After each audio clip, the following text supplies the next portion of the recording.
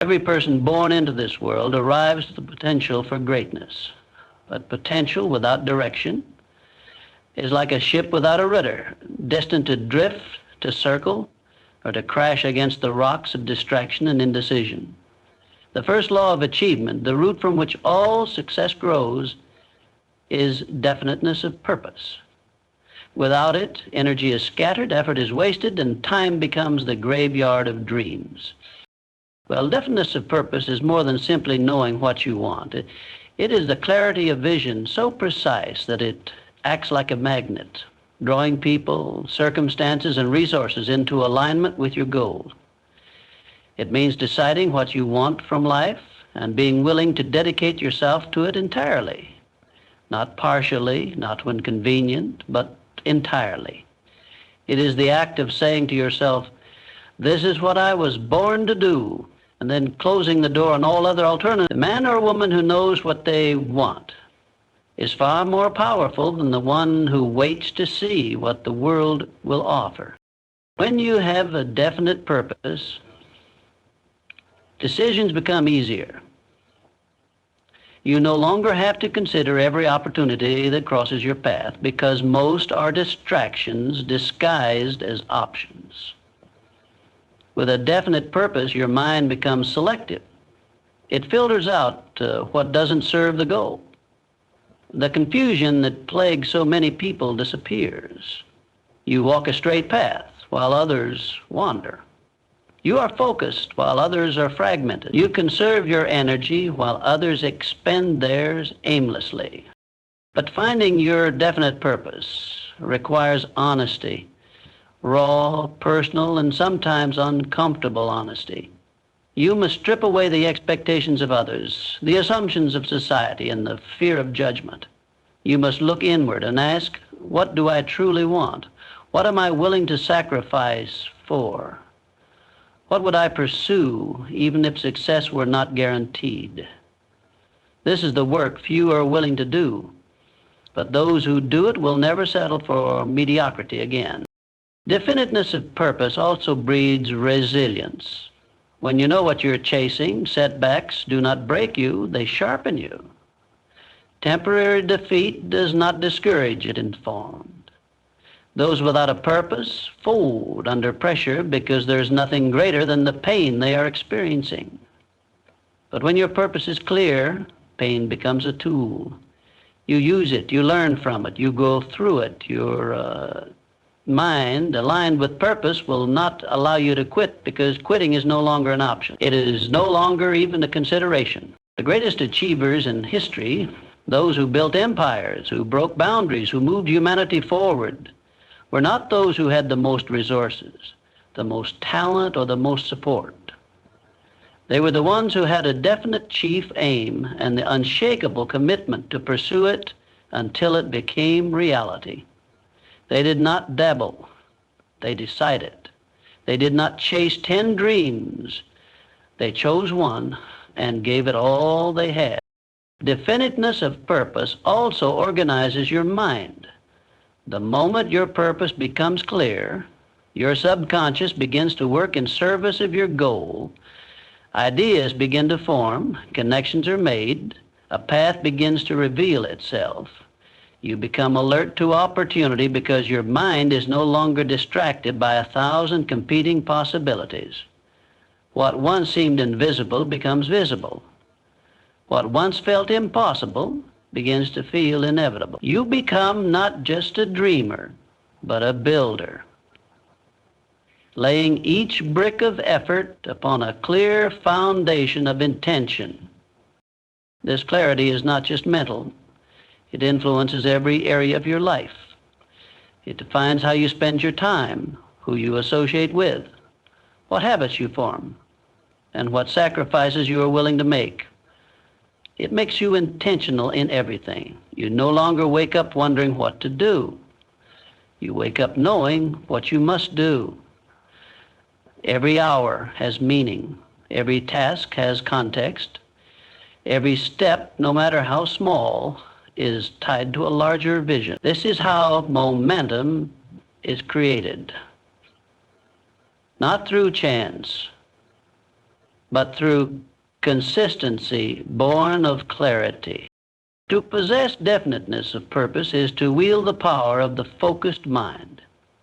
It is the greatest tool of achievement available to any person, regardless of their background, education, or circumstance. It separates those who wait for permission from those who claim their place. It does not depend on luck, nor does it bow to fear. It stands firm in the face of uncertainty, because it does not require certainty to begin. It only requires decision. And once that decision is made, the power of direction is unleashed. Every great achievement in the history of mankind has started the same way. Not with a plan, not with resources, and certainly not with luck, but with a burning desire. This desire is not a simple wish, not a passing thought, not a vague hope whispered in silence. It is a fire in the heart, a force so intense that it consumes doubt, overcomes resistance, and moves a person to action.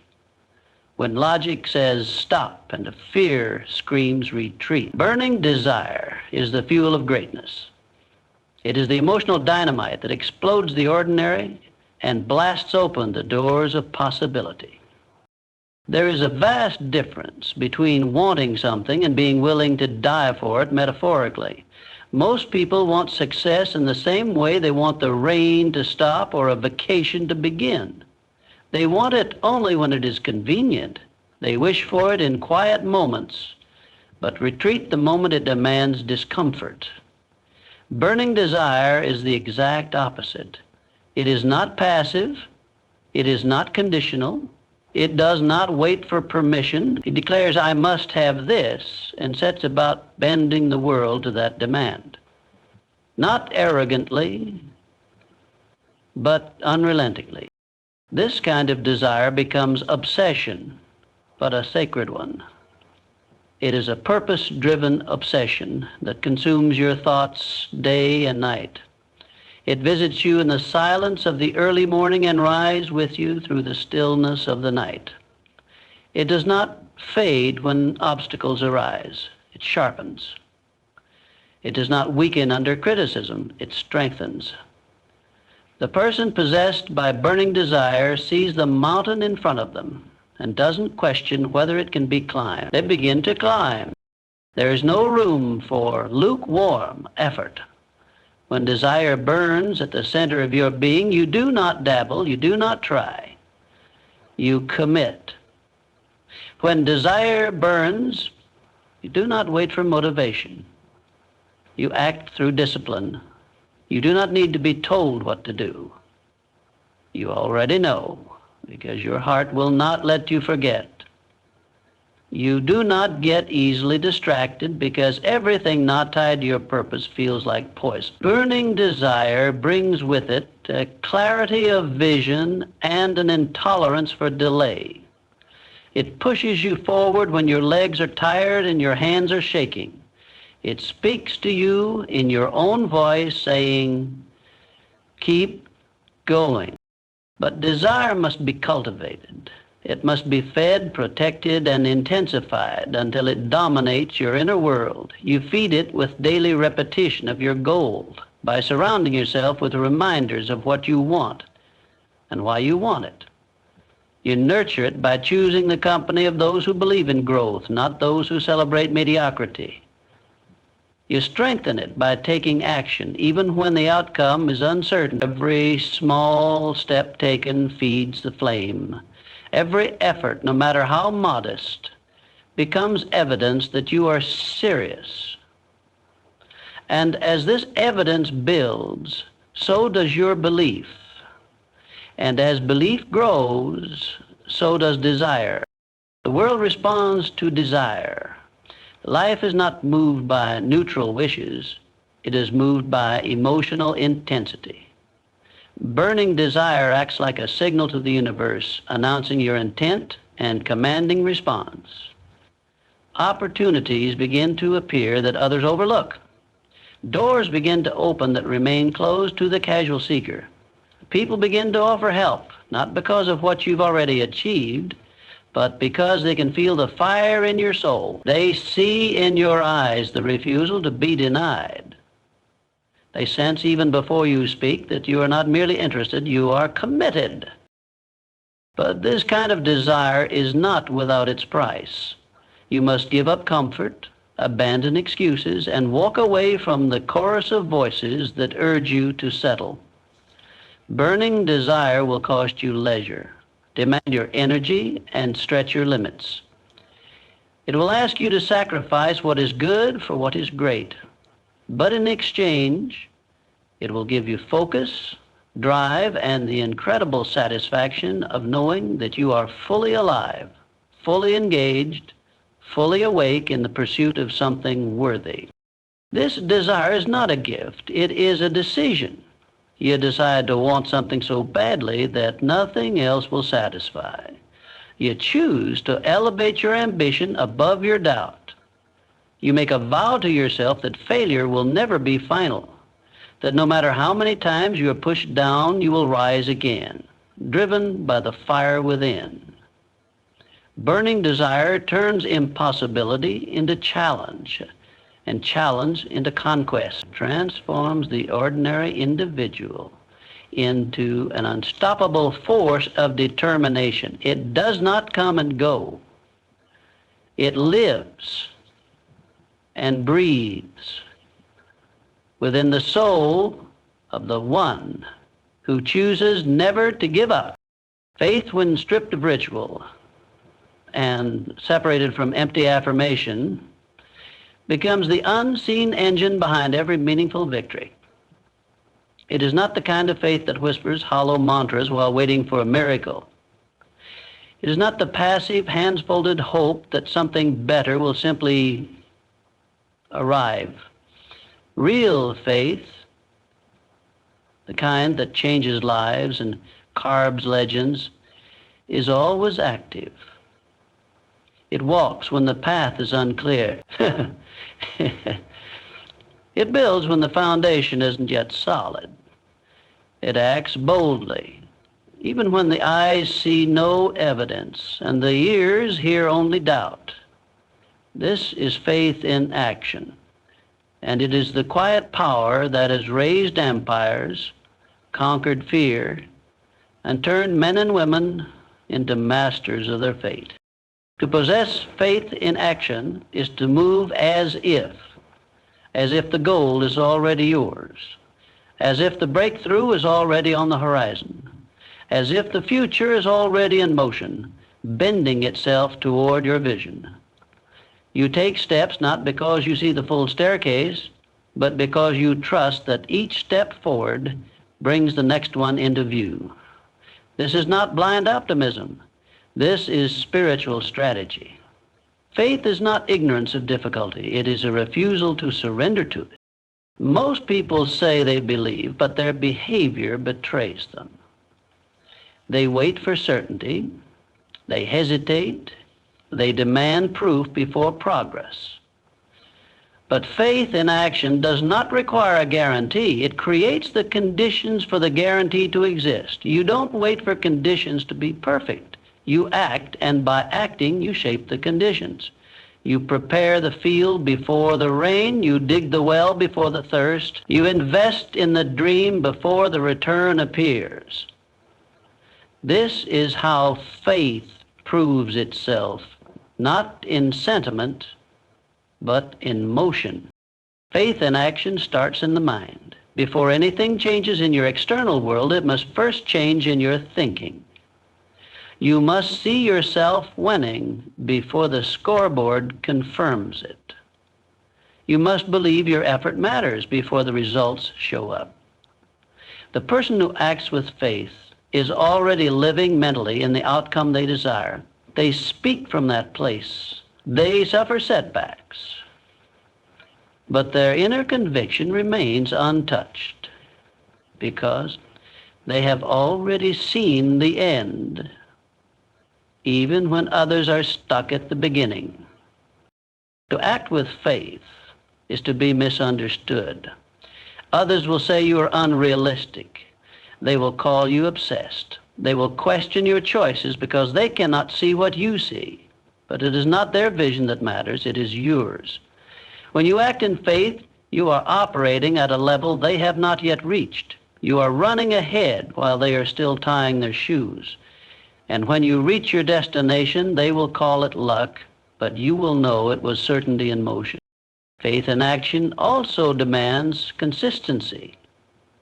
It is not something you do once in a burst of inspiration. It is not a weekend mindset.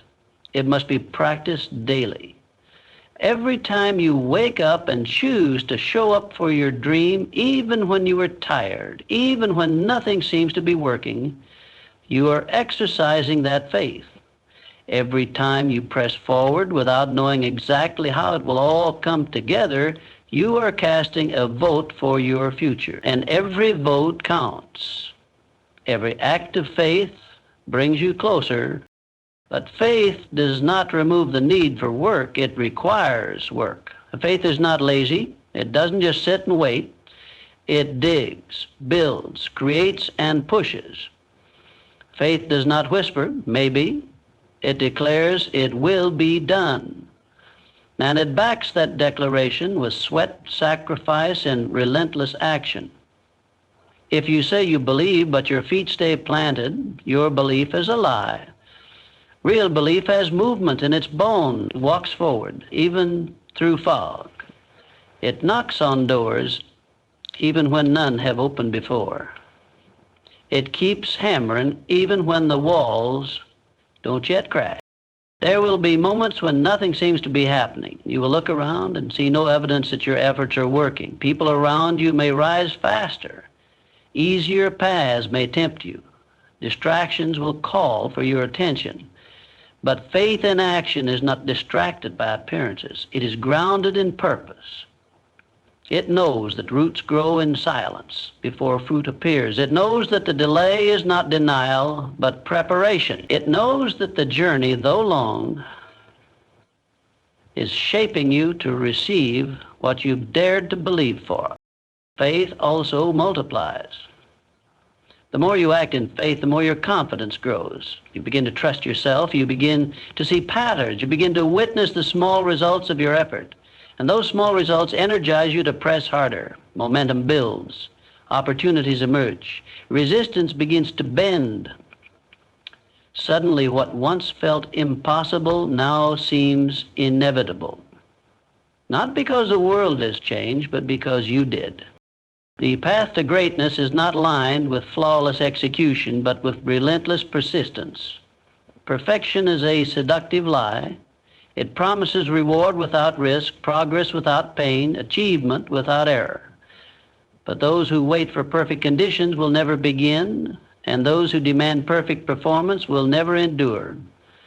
Persistence, not perfection, is what builds empires, crafts legacies, and separates those who try from those who triumph. It is not the most talented, the most intelligent, or even the most fortunate who rise to the top. It is those who keep showing up again and again when others stop. Perfection is paralyzing. It demands you have all the answers before taking the first step. It whispers that unless the plan is flawless, the risk is too great. It convinces you to delay, to hesitate, to prepare endlessly while doing nothing. But preparation without execution is procrastination in disguise. Perfection keeps you stuck in the idea of what could be, while persistence drags you forward into the reality of what can be. The person who persists may stumble, fall, and fail many times, but they are in motion. They are in the game. They are learning, adapting, and evolving with each imperfect attempt. Persistence is the ability to continue when the excitement has faded and the applause has quieted. It is the choice to endure discomfort, repetition, boredom, and rejection without surrendering to them. Where perfection requires that everything go right, persistence prepares you to continue even when everything goes wrong. It does not flinch in the face of difficulty. It leans in, it absorbs the blows, straightens its spine and walks forward. Not always fast, not always strong, but forward always. Perfection focuses on how it looks. Persistence focuses on what it does. The one obsessed with perfection asks, am I ready? The one committed to persistence asks, what's the next step? This difference in mindset creates two entirely different lives. The perfectionist dreams endlessly but hesitates to act. The persistent one acts endlessly and shapes the dream along the way. The former spends years preparing for a moment that never comes. The latter spends years creating moments because they never stop. Every master was once a beginner, and every expert once failed more times than the amateur has even attempted. But they persisted. They kept refining, improving, adjusting, not because they were chasing perfection, but because they were chasing progress. They understood that success is not a leap but a climb, that every failure holds a lesson, that every obstacle builds strength. Perfection pretends that mastery happens instantly. Persistence knows that mastery is earned through repetition, failure, and resilience. To persist is to commit to the process, not just the prize. It's to love the work enough to endure its demands, to see the purpose behind the pain, and to believe that each step forward, even a small one, is meaningful. It's refusing to measure your worth by your current results and instead choosing to measure it by your effort, your discipline, your grit. When you persist, you stop asking for permission to succeed. You claim the right to improve. You stop fearing mistakes and start seeing them as a necessary part of the path. The world will not remember you for how perfectly you executed your plans. It will remember you for how deeply you pursued your vision, for how often you stood back up when life knocked you down, for how you endured the nights of doubt, the days of defeat, and still showed up when no one was watching. This is what persistence looks like. Not glamorous, not easy, but powerful beyond. No matter how strong your will or how clear your vision, your environment will either elevate your pursuit or erode it slowly. The individual who believes success is a purely internal battle underestimates the power of influence. What surrounds you is shaping what's within you. Every hour, every day. If you want to rise to the level you've never been before, you must deliberately design the conditions that support that rise. You must mastermind your environment like an architect plans a fortress, with precision, with strategy, and with an uncompromising eye for what strengthens and what sabotages. Environment is not just physical, it's mental, emotional, social, digital. It's every influence that enters your world, both seen and unseen. The conversations you entertain, the content you consume, the habits you allow, the people you allow close. Every one of these forces is either sharpening your focus or dulling your drive, either fueling your faith or feeding your fear. Nothing is neutral. Your environment is either moving you closer to your purpose or pulling you away from it. To mastermind your environment is to take full responsibility for your inputs. You do not drift through your days letting circumstance dictate your space. You curate it, you guard it, you align it. You understand that you are not just a product of your ambition, but a reflection of what you consistently expose yourself to. If your circle is lazy, your standards will lower. If your space is chaotic, your thinking will follow. If your feed is filled with nonsense, your mind will echo that noise. The path to mastery begins by mastering what you allow around you. You must begin with your physical space. Clean it, order it, build it around your mission. your desk, your room, your home. These are not just places, they are extensions of your mindset. If they are cluttered, your mind will be scattered. If they are uninspiring, your drive will dim. Build a space that reminds you of your goals, that energizes your spirit, that eliminates distractions. Surround yourself with reminders of where you're going, not where you've been. Your environment should not reflect your past. It should reflect the future you are building. Then you must audit your social environment. This is one of the hardest but most vital moves you will ever make. Look at the people closest to you, not with sentiment, but with truth. Are they builders or breakers? Do they challenge your growth or comfort your complacency? Do they call out your potential or enable your excuses? The people around you will either normalize greatness or normalize mediocrity. If you are the most driven person in the room, you're in the wrong room. You need voices that make you stretch, not shrink. You need minds that expand yours, not suppress it. But you must also mastermind your digital environment. Every scroll, every click, every headline is shaping your beliefs, your emotions, your momentum. You must be ruthless with your attention. Unfollow anything that doesn't serve your mission. Mute the noise. Delete the distraction.